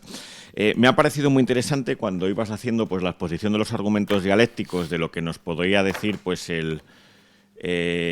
una persona que argumentara que la historia de la filosofía es fundamentalmente historia, ¿no? Cuando has dicho, me parecía a mí el punto central de la lección, la encrucijada, ¿no? Como has dicho tú mismo, ¿no? Ese momento en el cual dices, la materia de la historia de la filosofía, cuando la comprendemos como historia filosófica, no puede reducirse a las reliquias textuales, ¿no? Porque entonces estaríamos quedándonos en una historia filológica, ¿no? Sino que son las ideas, ¿no? Y claro, en ese momento a mí inmediatamente me ha venido, es la sugerencia que hago, ¿no? Los tres planos que distingue Bueno en Poesía y Verdad, ¿no? y que muchas veces pues estamos a vueltas con ellos en las cuestiones de filosofía del arte, ¿no? ¿Hasta qué punto la historia filosófica de la filosofía tiene que desbordar el plano autogórico y el plano literal y llegar al plano alegórico, que es donde verdaderamente estaríamos llegando a las ideas, ¿no? Entonces, esa sería una idea que yo estaba viendo ahí en ese momento, esa comparación, ¿no? De igual manera que cuando Bueno está analizando el poema, ¿no? Acaba dándose cuenta de que hay que desbordar el plano autogórico y literal y llegar al plano alegórico, ¿no? Entonces, en ese sentido, si se podía, por lo menos yo veía esa comparación, pues eso, que se necesita ese cierto, para hacer verdaderamente historia filosófica de la filosofía, hay que tomar en cuenta el plano de un cierto alegorismo filosófico, ¿no? Y luego la otra cuestión que me ha parecido muy interesante y es el análisis que has hecho, ¿no? Como al final ahora de la separación con Ortega, ¿no? Que efectivamente yo creo que es eso. O sea, Ortega es verdad que se da cuenta de que no hay una razón pura absoluta, ¿no? Que la razón es histórica, ¿no? El problema es que, claro, que como Ortega está confinado a un ego diminuto, pues acaba bizqueando, ¿no? Por usar el verbo que tanto le gustaba a Ortega, ¿no? Ante las ciencias sociales, ¿no? Sobre todo el Ortega de la segunda navegación, ¿no? Pero, claro, el problema es que si él se hubiera dado cuenta pero claro, entonces ya no sería Ortega, del ego trascendental, de la importancia de los sistemas, es cuando precisamente ese historicismo en el cual el segundo Ortega pues acaba prácticamente la filosofía muy cercana a la Facultad de Ciencias Sociales o algo parecido, pues hubiera sido capaz de superarlo, ¿no? Entonces, bueno, pues son un poco así las dos cuestiones que plantearía. Vale. No sé si todas sí le respondo. Yo creo que es mejor. Sí, vale. Tomás. Vale. Gracias, Carlos. Por lo que respecta al primer comentario, pues desde luego no había caído en la posibilidad de interpretarlo desde poesía de verdad, pero lo tendré que echar un vistazo y ver cómo cuadra, pero sí, yo creo que sería, digamos que sería otro camino para defender la misma crítica al argumento, que al final ese era el objetivo de esta exposición. Y por lo que respecta a la separación con Ortega, claro, en realidad Ortega no se queda confinado del todo, ahí a lo mejor he trampeado un poco, pero bueno, también pues por una cuestión retórica. No se queda confinado en el ego diminuto, en el yo concreto. Escala, pero claro, la escalada que hace, efectivamente, la hace presa del estado de las ciencias sociales, no tanto de su tiempo, sino con las que él tenía una cierta familiaridad y un cierto conocimiento. Porque dice, vale, del yo concreto tenemos que escalar un poco más. ¿A dónde escala? A las generaciones. Y de las generaciones tenemos que seguir escalando un nivel más. ¿A dónde? A la cultura. Entonces es a donde él puede llegar, porque efectivamente, como has dicho, si no, no sería Ortega. No es capaz de ir más allá, no es capaz de incorporar una filosofía política que tenga en cuenta la potencia histórica de los estados y de los imperios, que creo que es donde está la diferencia con Ortega, al menos en este punto, en la filosofía política. Bueno, pues cojo la palabra y antes de plantearte lo que yo he entendido de tu espléndida exposición, adelanto ya una felicitación. Sí que me gustaría terciar en este asunto y, bueno, desde mi punto de vista, desanimarte a que sigas el camino propuesto por Carlos. Porque sería, y lo voy a razonar, lo voy a razonar de alguna manera, ¿verdad? Es decir, que la filosofía se parece más a la geometría que a la literatura. Y entonces, tal y como entiendo yo el asunto, la filosofía no puede ser alegórica. No se trata de que la filosofía estilice la realidad, sino que la critica, la tritura. Y entonces ahí es donde no hay que confundir alegoría con mito. El mito es otra cosa. El mito lo usa Platón porque no tiene todavía el dispositivo conceptual para indicarnos que las apariencias pues hay que triturarlas. Y eso supone el anabaino. Y eso no es la estilización de la realidad, que es lo que le corresponde al arte. Por tanto, yo te propongo que te mantengas en las coordenadas que tú has utilizado y que esto, pues bueno, es una sugerencia aguda porque viene de una persona que es aguda, claro, y entonces pues él, digamos que ha ensayado esto, a mi juicio, igual estoy equivocado, tampoco tengo por qué, pero creo que no hay que confundir alegoría con mito, y que el mito tiene otras funciones, el mito filosófico, claro, esto es, y que Platón recurre tanto a mitos luminosos, el mito de la caverna, como a mitos claroscuros, como el del Timeo, ¿verdad? Esto es así.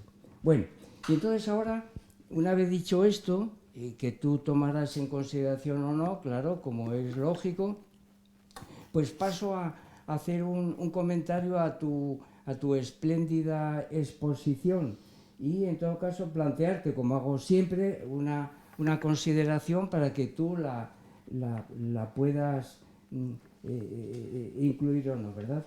Vamos a ver, porque, por un lado, en tu exposición yo he apreciado una pars destruens, cuando has presentado a ciertos idealistas con su concepción, pues Kant, Hegel, etc.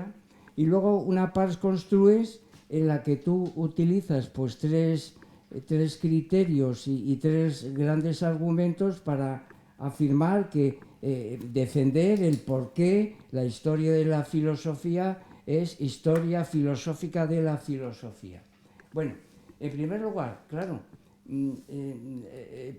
es una dialéctica que tenemos que verla como un par de conceptos conjugados y no con esa conclusión final a la que tú has llegado, sino que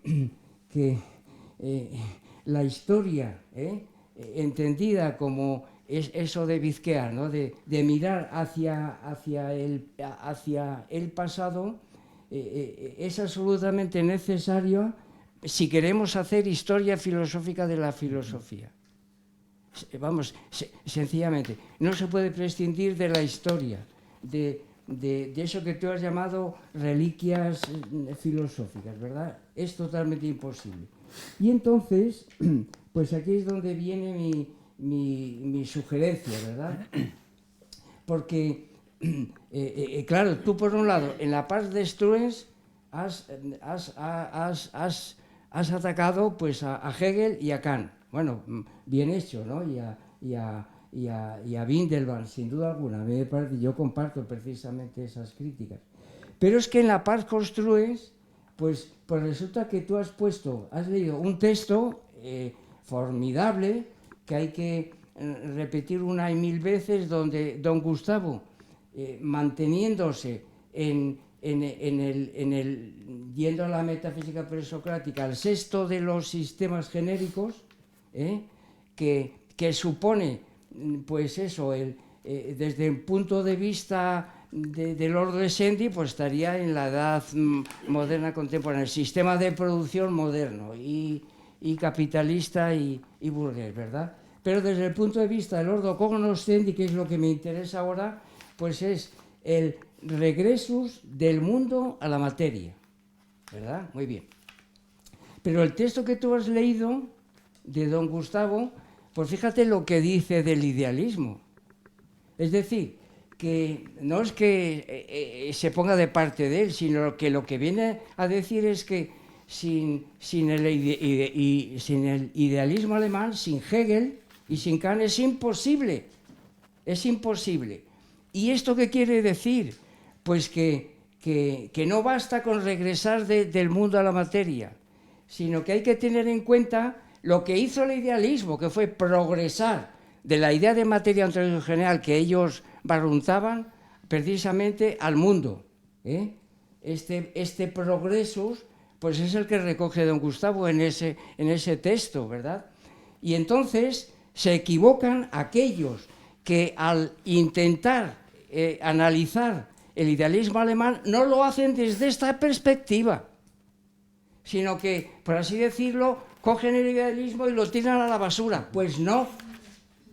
Eso no lo podemos hacer si queremos desarrollar la historia filosófica de la filosofía. El idealismo no es perro muerto, es uno de los 6 sistemas genéricos sin el cual es imposible el materialismo filosófico, vamos, en una palabra. Y entonces, en ese sentido, pues yo, de alguna manera, tomo muy en cuenta esta exposición, te hago esta sugerencia y nada, pues que hagas un comentario como se te ocurra a ti, vamos, en una palabra, vamos. Que me parece que los textos que has escogido pues son certeros y nada, felicitarte encarecidamente por ello. Vale, muchas gracias. Toma una cosita solamente. Pues ahí va. El aprovechar el idealismo, como has dicho tú, en la par construyen, para el materialismo filosófico, no quiere decir, o yo creo que yo lo entiendo así, que el idealismo haya progresado de la materia al mundo, porque no se puede. Es que no se puede. Ellos lo habrán intentado, pero no se puede. Es que el progreso de la materia, porque el regreso no se puede hacer tampoco a la materia general. ¿Cómo que no? Yo por lo menos no lo veo. Yo por lo menos no lo veo. Esa es otra cosa, pero el plus. Sí. Hombre, una cosa es que tú no lo hayas visto. Bueno, bien, eso se puede aceptar. Y hay otros compañeros que tampoco lo han visto, sin duda alguna. Pero don Gustavo sí lo vio. Esto es lo que yo sí que me comprometo, pues a defenderlo en cualquier parte. Y entonces, porque si tú dices que él no lo vio, pues la metafísica presocrática, pues hay que prescindir de ella. Porque eso lo dice él ahí. Y lo dice en el texto que ha leído Eduardo con respecto al idealismo.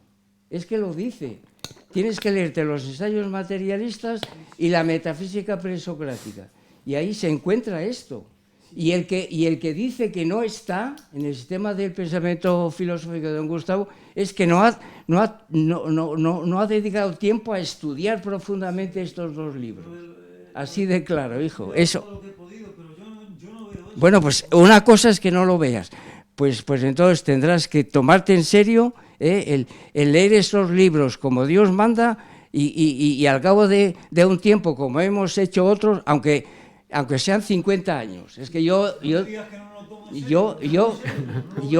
te tengo que decir eso, que es que esto lleva mucho tiempo y hay que leerlo muchas veces. Y entonces a lo mejor a la primera no lo ves, o a la segunda, o a la tercera, pero es que está ahí, está ahí. No, yo no digo que seas tonto. No. Es otra cosa, es otro asunto. Que tiene más que ver, pues yo qué sé, con una concepción, por ejemplo, podríamos decir, esto sí, te lo puedo aceptar, mundanista de la realidad filosófica. Porque eso también está en los ensayos materialistas. Y tú puedes intentar o creer que has leído los ensayos y la metafísica presocrática de una manera como nos la plantea don Gustavo, pero lo has hecho desde una perspectiva mundanista, que no tiene en cuenta la gran idea fundamental del materialismo filosófico, que es la materia ontológica general. Eso lo entiendo perfectamente. Pues este es el asunto. Bueno, y le hemos quitado la palabra a Eduardo, que es el que tiene ahora que intervenir. Bueno, esto es mi punto de vista. Respondo muy rápido, sí. Muchas gracias, Tomás. Estaba buscando para completar el segundo comentario que has hecho sobre el idealismo alemán. De lo de poesía de verdad le respondes tú. Estaba buscando un párrafo que tenía aquí, lo he dejado fuera de la exposición de ensayos materialistas, que yo creo que lo leí el año pasado. Si no me equivoco, está refiriéndose a Fichte en esta ocasión, o a Fichte y Hegel, o a Fichte y no sé quién más, que dice: el materialismo estaría tan característicamente vinculado a la conciencia filosófica que toda filosofía verdadera ha de ser entendida como materialista, incluyendo por tanto aquellas construcciones filosóficas que pueden ser consideradas como no materialistas y que habrán de aparecérsenos como necesitadas de una enérgica, aunque rigurosa y probada, reinterpretación. Muy bien, gracias. Y ahora dame un segundín. Por lo que respecta a el par de conceptos conjugados, historia y filosofía, cuando estaba trabajando en la exposición, se me ocurrió como primera solución al problema plantear entre la historia empírica de la filosofía, por decirlo con Kant, y la historia filosófica de la filosofía, una relación análoga a la que Gustavo Bueno plantea entre historia filológica e historia filosófica. Pero en la medida, a lo mejor el error está ahí, en la medida en que interpreto esa historia empírica como doxografía, considero que la historia filosófica de la filosofía no puede sacar gran cosa en claro de esa doxografía. Y la manera como podría salvar los muebles es diciendo que de lo que sí que necesita, necesariamente, perdón la redundancia, es de las ciencias históricas particulares. Es decir, ya no tanto de la historia empírica de la filosofía, cuanto de la historia de la economía, de la historia de las ciencias, de la historia de la música, de la historia de la religión. Sobre todo para poder dar cuenta de la codeterminación de la conciencia filosófica con otras formas de conciencia no filosóficas. Es lo que a lo mejor estoy equivocado, probablemente. Pero bueno, gracias. Buenos días. Lo primero, felicitarte por la conferencia y sobre todo también por la claridad de la exposición. Voy a plantear dos cuestiones. Una hacia el interlocutor ese del que nos has hablado, y la otra sobre un detalle de tu exposición, que puede ser considerado incluso como un detalle oligofrénico por mi parte, que es un dialogismo entre nosotros, pero que también se puede entender como un autologismo, porque lo mismo me ha pasado a mí y lo he corregido y te comento ahora. Bueno, respecto al interlocutor, yo creo que lo que se le puede decir es que con la facilidad de los dos primeros silogismos nos ha metido en la trampa sin darnos cuenta para que aceptásemos el tercero y el cuarto, y que de ahí está la contradicción, que es que está en la plataforma de la historia filológica de la filosofía, desde el principio, al hablar de la historia en general. Y entonces, claro, aceptamos el primero, aceptamos el segundo, y rápidamente, cuando llegamos al tercero, pues nos encontramos con la contradicción que él plantea hacia el materialismo filosófico. Pero es una contradicción que ya está también en la primera, porque la primera es tomarse a la historia en general como una historia filológica, y entonces por eso nos introducen esas trampas. Pero la cuestión es que la filosofía requiere una historia filosófica, como tú has dicho. Yo no estoy contraargumentando tu posición, sino la trampa de la interlocución que nos plantea ya desde el principio, y la vamos aceptando. Aceptamos la primera porque parece lógica, aceptamos la segunda, pero es que la primera ya supone la historia filológica, y entonces, claro, por eso nos meten las trampas. Si al principio al interlocutor le decimos, un momento, ¿de qué historia me estás hablando?, ya no da un paso más, tiene que reformular esos argumentos de otra manera. Bueno, pues simplemente esa era la posición.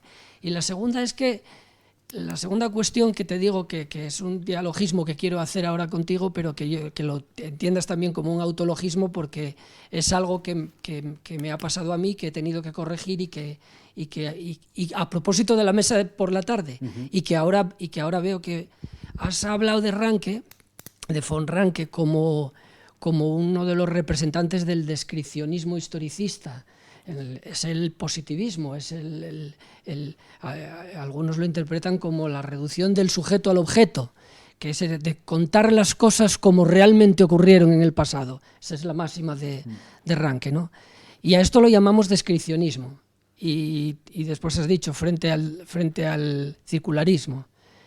Ahí has dado un salto de planos, porque la cuestión circularismo, descripcionismo, teoreticismo, adecuacionismo y circularismo, situados en la perspectiva filosófico-noseológica, va referida a la ciencia. Es decir, el descripcionismo constituye el conjunto de aquellas teorías sobre la ciencia que suponen que todo se reduce a una descripción de la realidad, mientras que el descripcionismo en la historia es otra cosa, porque si no, caeríamos en que existe un teoreticismo en la historia, un adecuacionismo en la historia y un circularismo en la historia, y así para cada una de las ciencias. y luego en las matemáticas. Cuando Carlos hizo la tesis doctoral, habla del descripcionismo, pero cuando analiza las matemáticas, las teorías de las matemáticas son otras completamente distintas. Son el logicismo, el formalismo, etc. Y no se reducen al descripcionismo, al adecuacionismo, al teoreticismo. ¿Por qué? Porque las 4 teorías nosiológicas sobre las ciencias son teorías sobre las ciencias, no sobre aquello de lo que tratan las ciencias. Y eso me ha pasado a mí también con la geografía, intentando buscar un descripcionismo, un adecuacionismo. Es una cosa muy sutil, pero que no hay que confundir, porque saltamos de planos. El descripcionismo de Ranke, desde la perspectiva nosiológica, habría que llamarlo una suerte de fisicalismo de los términos. Es decir, Ranke lo que quiere decir es que la realidad está en los mismos términos objetivos y subjetivos que considera del pasado, y entonces es un descripcionismo. Y otros hablarán pues de un fenomenismo en el sentido de atenerse a los fenómenos y así sucesiva, como otros hablan de esencias de la historia. Entonces, no podemos dar ese salto porque da la impresión de que entonces estamos tratando de la misma manera las teorías nosiológicas que las teorías de cada ciencia sobre su propio campo. ¿Me entiendes lo que quiero? Sí, no sí, sé sí, si, yo creo que no estoy equivocado en esto. Comento esto porque es una autocrítica que hago, no es tanto, lo comento aquí porque me ha pasado al preparar lo de por la tarde, que estuve dándole vueltas, escribiendo, que tuve que romperlo porque digo, esto no puede ser. No puede ser. Y entonces ahora al verlo me di cuenta del detalle ese y quería comentarlo. Nada más que era eso. Bien, sí. De acuerdo. De acuerdo las dos cosas, vaya. Sí, bien. Sí, no olvidar que el interlocutor soy yo también. Ya, no. Un alter ego, Pues no, el otro... bueno, ya. No sé si alguien más.